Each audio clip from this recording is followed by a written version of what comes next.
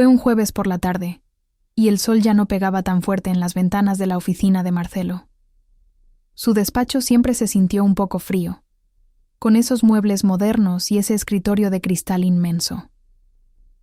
Desde ahí se veía Rosario, pero en ese momento, lo único que yo veía era el sobresaliente en mi notificación de bono anual. Había sido un año increíble, de esos que te dejan sin aliento pero con una sonrisa enorme. Sentía el logro en el pecho, un alivio dulce después de tanto esfuerzo. Marcelo me llamó a su oficina con un mensaje ambiguo, algo así como: «Camila, ¿podrías pasar un momento?». Fui con una mezcla de anticipación y un poco de cautela. Pensé que quizás me felicitaría en persona por el bono o que me hablaría de un nuevo proyecto grande. Nunca imaginé lo que venía. Él estaba sentado detrás de su escritorio de cristal, como un rey en su trono. Me recibió con esa sonrisa que parecía amable, pero que siempre me había parecido un poco de lobo. Me hizo un gesto para que me sentara y empezó a hablar con un tono paternalista que me puso en guardia. «Camila, sabes lo mucho que valoramos el equilibrio en el equipo», me dijo sin rodeos. «Este año, tu bono es excepcional. Realmente te has superado». Asentí, esperando el cumplido completo, pero entonces soltó la bomba. «Para mantener esa armonía, creo que lo justo sería que compartas una parte, digamos, la mitad, con el equipo». El frío me recorrió la espalda. La sangre me hirvió en un segundo, pero mi mente se congeló por completo. ¿Era una broma? ¿Una prueba? El asco se mezcló con el miedo en mi estómago. Mis años de esfuerzo, mis fines de semana sacrificados, las noches sin dormir para cerrar esos tratos difíciles, todo se desvaneció ante esa petición obscena. Marcelo me miró fijamente, esperando mi sumisión, mi «sí, claro, lo haré». Él lo presentó como un gesto de lealtad, una práctica común entre los ejecutivos de alto nivel, una forma de inversión en el equipo. Luego me presionó un poco más, suavemente, con esa voz de seda. «Sería bueno para tu futuro, Camila, y para la percepción de tu compromiso con la empresa». Mientras él seguía con su discurso velado de amenaza y manipulación, mis dedos, casi por reflejo, fueron a mi bolsillo. Saqué el celular, disimulando que revisaba un mensaje urgente. Con un movimiento rápido y discreto, activé la grabadora de voz. Mi mente, que hasta hace un momento estaba abrumada por la emoción, empezó a procesar la situación con una frialdad que no sabía que tenía. Me di cuenta. Esto no era una sugerencia. Esto era una extorsión. Y estaba sola, sin testigos, en la oficina de un vicepresidente que me estaba robando en mi cara. Salí de la oficina de Marcelo con una fachada de calma que me costó un esfuerzo tremendo mantener. Asentí a sus últimas palabras sobre pensarlo y hablarlo pronto. Una vez fuera, me metí en el ascensor y la fachada se derrumbó. Sentí náuseas, rabia, una impotencia que me ahogaba. Pero la pequeña luz roja de mi grabadora, que acababa de detener, era un ancla. Me di cuenta de la magnitud de la traición y la amenaza. Esto no era solo un robo de dinero. Era un atentado a mi dignidad y a mi futuro profesional. La guerra acababa de declararse, y yo tenía mi primera arma. Esa noche, cuando llegué a mi departamento en Rosario, las luces de la ciudad ya brillaban contra la ventana.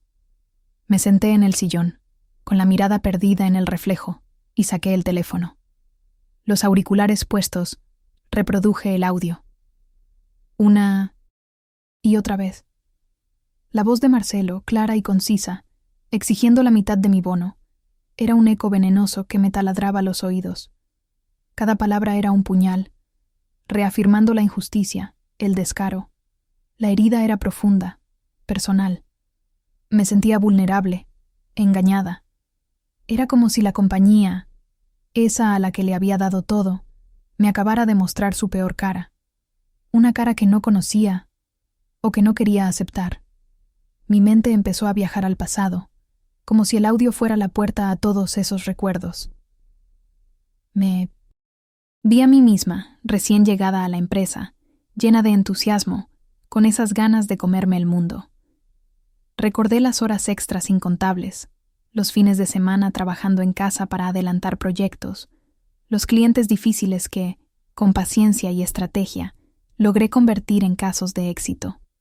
Visualicé mi ascenso en la carrera, escalón a escalón, sin atajos, con puro mérito. Nunca busqué favores, solo me enfoqué en resultados. Pensé en las reuniones familiares que me perdí, las vacaciones pospuestas, los cumpleaños celebrados con una videollamada desde la oficina. Todo por la empresa, por ese ideal de crecimiento y reconocimiento. Este bono, el más alto de mi carrera, no era solo dinero, era el reconocimiento tangible de esa dedicación, el fruto de años de siembra. Era la validación de que todo ese esfuerzo había valido la pena. ¿Y ahora? ¿Esto? Reflexioné sobre todos esos valores corporativos que la empresa pregonaba: meritocracia, ética, apoyo al talento, respeto. Hipocresía me golpeaba como una ola fría. Marcelo, el vicepresidente, la figura de autoridad que debería encarnar esos valores, era ahora el ladrón, el abusador de poder. Sentía que no solo me había robado mi dinero, sino que había profanado mi ideal de lo que una carrera profesional debería ser. Había destruido la confianza que había depositado en la empresa y en las personas que la dirigían. En ese momento de soledad, con la voz de Marcelo repitiéndose en mi cabeza, el miedo empezó a crecer. ¿A quién iba a acudir? ¿Quién me creería a mí, una simple gerente, contra un vicepresidente con años en la empresa y una red de contactos? El miedo a las represalias, a ser etiquetada como problemática, a perder mi trabajo y mi reputación en el sector, era real y paralizante. Me sentía pequeña y sola en un sistema que parecía diseñado para proteger a los poderosos, para que los de arriba pudieran hacer lo que quisieran sin consecuencias. La idea de que Marcelo se saliera con la suya, que me robara mi esfuerzo y mi dignidad impunemente, me revolvía el estómago. Pero a pesar del miedo y el dolor, una semilla de indignación comenzó a germinar. No era la primera vez que escuchaba rumores sobre la ética cuestionable de Marcelo, sobre su forma de manejar las cosas, sobre tratos poco claros. Antes, lo había ignorado, pensando que eran habladurías de oficina o exageraciones. Pero esta era la primera vez que me afectaba directamente, de forma tan personal y descarada. Esto no era un rumor. Era una realidad que me había golpeado en la cara. La reflexión terminó con una punzada de rabia que empezó a eclipsar el miedo. No, esto no podía quedar impune. Marcelo no se saldría con la suya. No conmigo. Días después del incidente, yo seguía con mi rutina laboral, intentando que nadie notara el volcán que tenía por dentro. Una mañana, al entrar a la oficina, vi a Marcelo en el pasillo. Estaba riendo, saludando a otros VIPs con esa sonrisa habitual, la misma que me había mostrado en su oficina. En ese instante, algo se quebró dentro de mí. Verlo tan tranquilo, tan impune, como si nada hubiera pasado, como si no me hubiera robado un pedazo de mi esfuerzo y mi dignidad, me encendió. La frustración y el dolor que había sentido se transformaron en una determinación fría y acerada. No podía vivir con esta injusticia. No podía permitir que esto le sucediera a otra persona. Mi respeto por mi propio trabajo, por mi integridad, me exigía una respuesta. Me pasé los días siguientes en una confrontación interna. ¿Ceder? ¿Simplemente tragarme el orgullo y darle la mitad de mi bono? O quizás marcharme de la empresa, buscar otro trabajo y dejar que Marcelo ganara. La imagen de mi propio esfuerzo, de la confianza que había depositado en mi carrera, se alzaba en mi mente. No podía simplemente entregarle a Marcelo lo que era mío, lo que me había ganado con tanto sudor. La idea de que él se saliera con la suya, que ganara, era insoportable. Ese fue mi punto de quiebre. No había vuelta atrás. Tenía que luchar. El torbellino emocional que me había estado consumiendo se asentó en una calma inquietante. Dejé de sentir y empecé a pensar. Me puse a analizar la situación como si fuera uno de esos proyectos de cliente complicados, una estrategia de negocio que tenía que resolver. Dejé de verme como una víctima para verme como una estratega. La venganza, me dije, no sería impulsiva. Sería precisa y devastadora, como un bisturí. Cada movimiento, cada paso, tenía que estar calculado. Sabía que mi palabra contra la de un vicepresidente no era suficiente. Por mucha razón que tuviera, en el mundo corporativo, la jerarquía pesa. La grabación era mi única arma, mi prueba irrefutable. Esa misma noche, me senté en silencio y puse los auriculares. Empecé a transcribir, meticulosamente, cada palabra de la conversación con Marcelo. Camila, ¿sabes lo que valoramos el equilibrio en el equipo?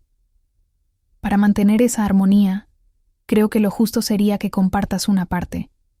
Digamos, la mitad, con el equipo. Sería bueno para tu futuro, Camila, y para la percepción de tu compromiso. Cada frase, cada pausa, cada cambio en su tono paternalista lo anoté. Añadí la fecha y la hora exactas.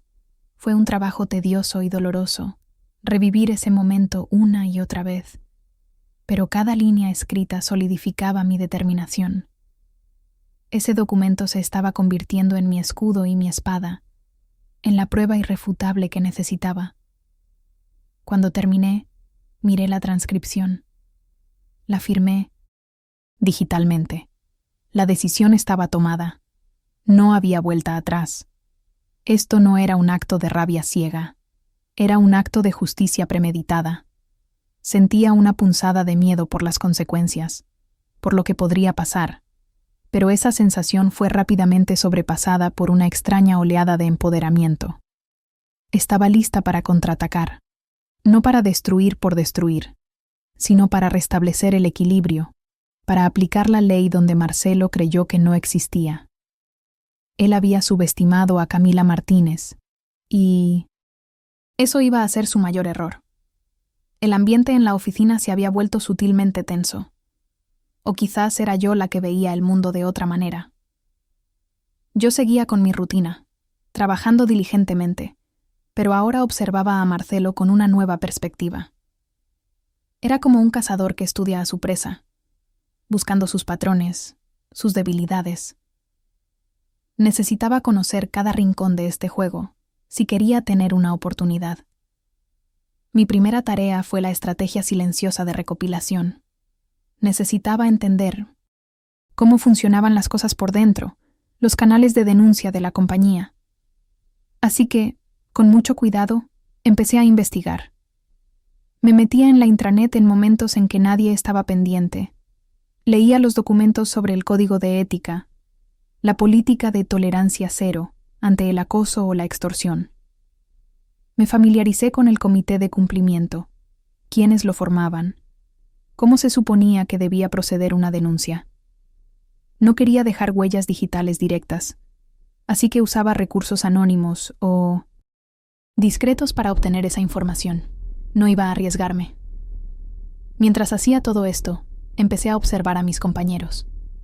Noté gestos, comentarios velados sobre Marcelo.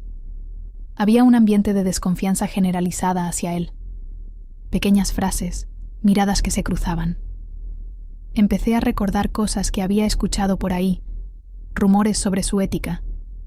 Me di cuenta de que no era la única persona que había sido víctima de sus abusos, aunque otros habían cedido o simplemente guardado silencio. Eso me dio una nueva capa de confianza. No estaba sola, no en el sentido de tener aliados explícitos, pero sí en el de que había un patrón, y eso validaba mi experiencia. Sentí que mi denuncia no sería un caso aislado. Con toda la información en mano, me senté a redactar un correo electrónico. Tenía que ser impecable y formal, sin una pizca de emoción que pudiera ser usada en mi contra. Lo dirigí al comité de cumplimiento. Adjunté la transcripción de la conversación que había hecho con tanto esmero. En el cuerpo del correo mencioné la grabación de voz como prueba, pero decidí no enviarla aún directamente. No quería sobrecargar el sistema ni levantar sospechas innecesarias antes de tiempo. El correo fue conciso, objetivo, lleno de hechos, sin dramatismos. Lo envié desde una cuenta que no podía ser fácilmente rastreada directamente a mi identidad, pero que el comité podía verificar como interna. Era mi trampa del email discreto, mi primer movimiento oficial. Mientras esperaba una respuesta, Marcelo, como si sintiera una tensión en el aire, comenzó a moverse. Quizás mi silencio inusual, mi actitud más distante, le había encendido una alarma. O quizás un rumor incipiente sobre su intento de extorsión ya había empezado a circular. Empezó a presionar a otros empleados clave, convocándolos a reuniones privadas. Intentaba asegurar lealtades y verificar información, buscando si alguien más podría haber escuchado algo. Quería crear un ambiente de miedo y desconfianza, para que nadie se atreviera a decir nada. Yo lo vi, y aunque me produjo temor, también fue una confirmación. Su paranoia era mi aliada. Él estaba sintiendo la presión. Y entonces llegó el giro inesperado, el que lo cambió todo. Un contacto indirecto, una mosca en la pared que yo había cultivado discretamente con el tiempo. Alguien que no estaba en mi equipo pero veía muchas cosas, me hizo llegar un rumor sutil pero crucial. El comité de cumplimiento, me dijo, ya había iniciado una investigación preliminar sobre Marcelo. No era por mi caso, sino por otras denuncias de comportamiento éticamente dudoso. Mi correo y la transcripción no eran el inicio, sino la pieza final que necesitaban para cerrar el caso y actuar. Esto me llenó de una confianza renovada. La justicia ya estaba en camino, y yo acababa de darle el impulso definitivo. Mi ajedrez corporativo estaba dando sus primeros frutos. Marcelo no lo sabía, pero ya estaba en jaque. Los días que siguieron al envío de mi correo fueron un silencio tenso. Yo seguía yendo a la oficina, trabajando diligentemente, pero por dentro era una mezcla de expectación y nervios. Sabía que mi mensaje había sido recibido, que el comité de cumplimiento estaba trabajando, moviendo sus piezas. La espera era agobiante. Cada minuto se sentía eterno. Pero me obligué a mantener la compostura. Actuaba con la mayor normalidad posible, como si nada estuviera pasando, como si no tuviera una bomba a punto de explotar bajo la alfombra de la empresa. Marcelo, por su parte, seguía con su rutina. Lo veía en los pasillos, en las reuniones. Parecía ajeno a la espada de Damocles que pendía sobre él, aunque notaba que estaba un poco más irascible, más paranoico de lo habitual. Sus miradas se clavaban en la gente, como si buscara algo, alguna señal. Pero no encontró nada en mí. Unos días después, mi bandeja de entrada recibió un correo que me heló la sangre y me confirmó que mi espera había terminado. Era una citación formal para una reunión interna de alto nivel. El APAN. Correo era sobrio, sin detalles, firmado por el director de recursos humanos y el jefe del comité de cumplimiento. No mencionaba a Marcelo, ni el motivo exacto, pero yo sabía perfectamente de qué se trataba. La tensión en la oficina, que hasta entonces había sido una sensación personal, se hizo más palpable.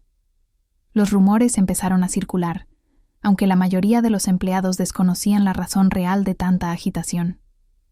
Sentía las miradas, los susurros, pero me mantuve firme. Era la hora.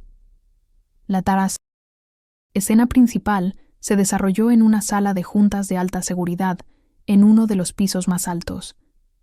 Era un espacio diseñado para la discreción, con paredes insonorizadas y una mesa enorme de madera oscura.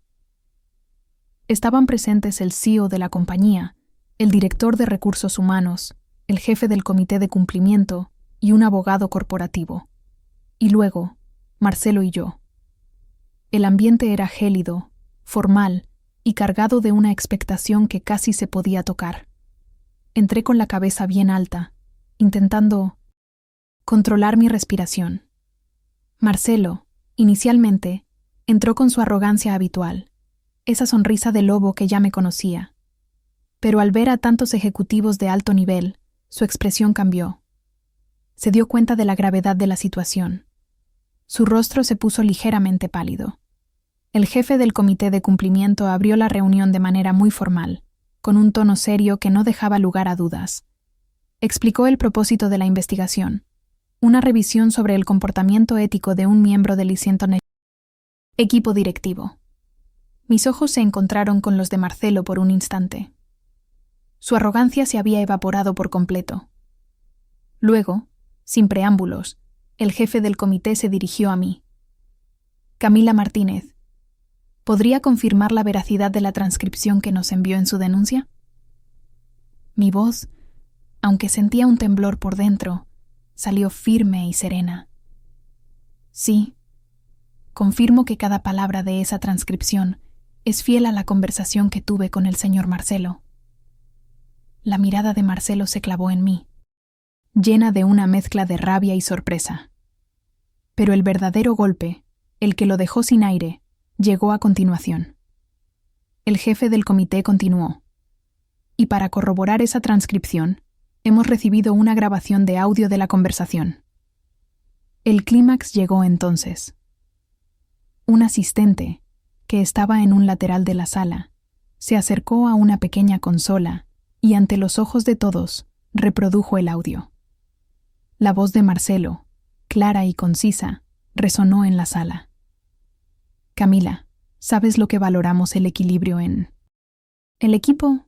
Para mantener esa armonía, creo que lo justo sería que compartas una parte, digamos la mitad, con el equipo.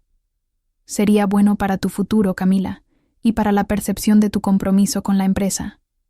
Cada palabra, cada inflexión de su tono paternalista, ahora sonaba a una amenaza desnuda. El efecto fue devastador. Marcelo palideció, su sonrisa desapareció por completo.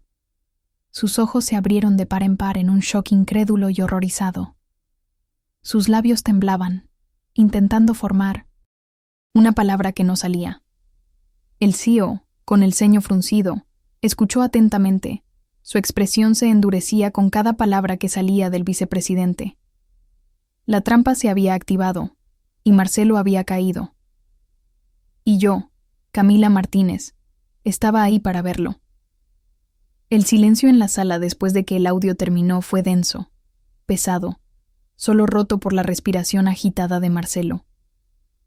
Su cara, que antes había mostrado sorpresa y horror, ahora se contorsionaba en una mezcla de pánico y furia contenida.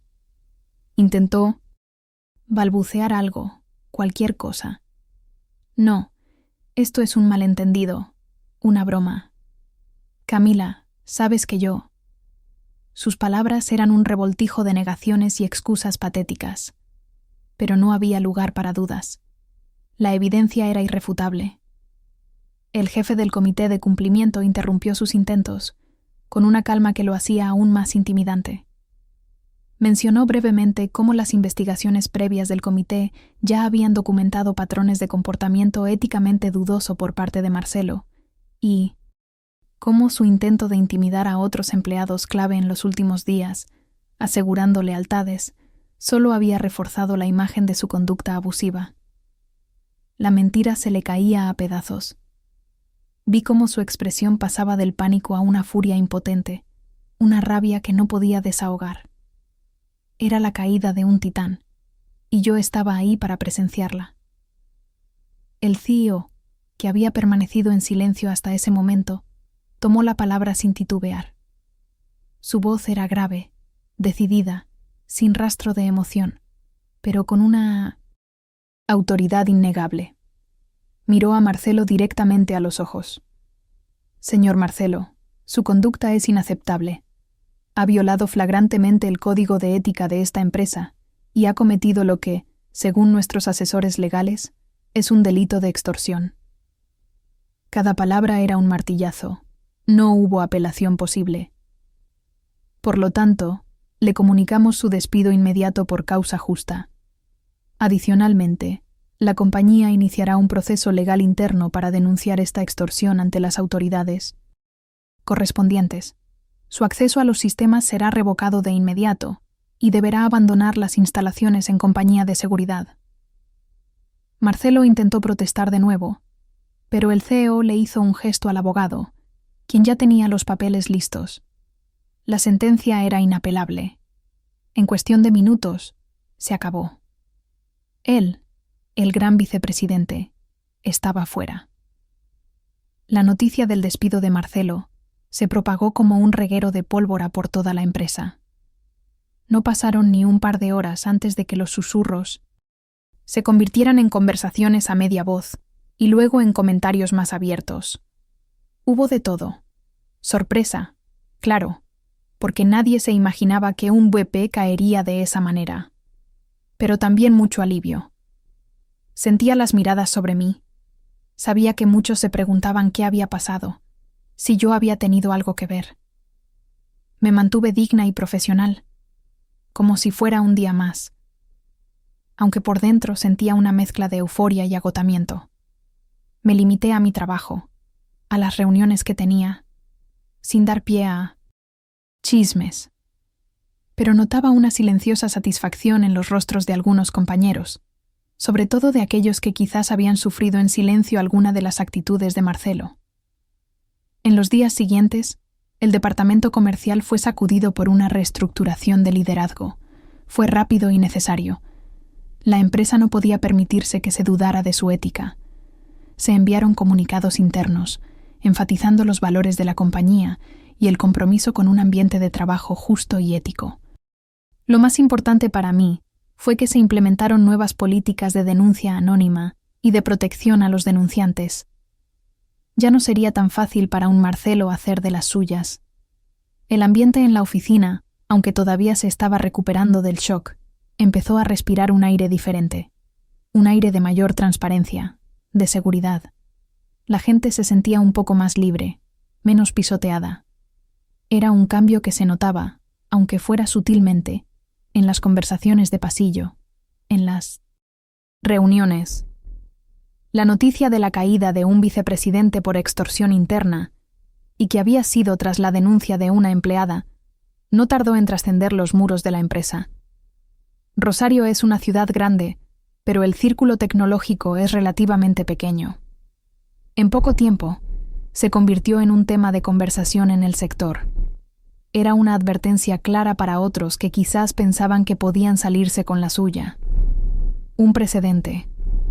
Marcelo no solo había perdido su puesto, su carrera, sino que su reputación profesional estaba completamente arruinada. Ya nadie en el sector tecnológico de Rosario lo contrataría, al menos no en un puesto de responsabilidad. Se había cavado su propia tumba con su propia voz, y el eco de su caída resonaba en toda la ciudad. Yo, Camila Martínez, había sido el instrumento de esa justicia, y aunque el camino había sido duro, la satisfacción era inmensa. Meses después, la vida había dado un giro completo.